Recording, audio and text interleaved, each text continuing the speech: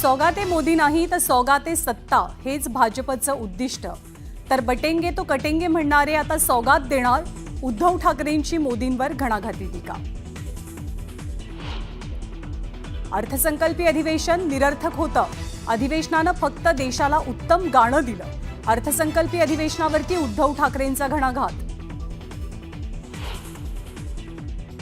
मनसेच्या बॅनरवर बाळासाहेबांच्या फोटोमुळे राजकारण तापलं। बाळासाहेबांचा फोटो वापरण्याशिवाय पर्याय नाही, उद्धव ठाकरेंनी सुनावलं।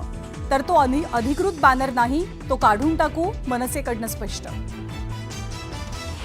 औरंगजेबाची कबर काढून टाकण्याची राहुल शेवाळेंची मागणी।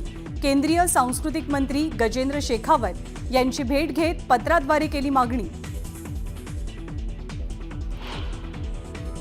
संतोष देशमुखांचं अपहरण करून हत्या केल्याची सुदर्शन घुले, प्रतीक घुलेसह 3 आरोपींची कबुली। पोलीस कोठडीतल्या जबाबात आरोपींनी कबुली दिल्याची माहिती। मंत्री गिरीश महाजनांच्या डोक्याला दुखापत, लोखंडी रॉडला धडकल्यामुळे डोक्याला बसला मार। उपचारानंतर मंत्री महाजन तातडीनं नाशिककडे रवाना। कुंभमेळा नाशिकचा की त्र्यंबकेश्वरचा, यावरनं नाशिकच्या साधू संतांमध्येच वाद। कुंभची सुरुवात त्र्यंबकेश्वर पासून झाली, नाशिकचं नाव लावू देणार नाही, रवींद्रपुरी महाराजांचा इशारा। हिंजवडीमधल्या कंपनीतील 4घांना जिवंत जाळल्याचं प्रकरण।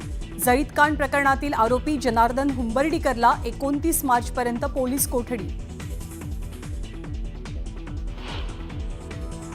बीडमध्ये शेतकऱ्यांनी पंचायत समिती कार्यालयामध्ये उधळल्या बनावट 50 लाखांच्या नोटा।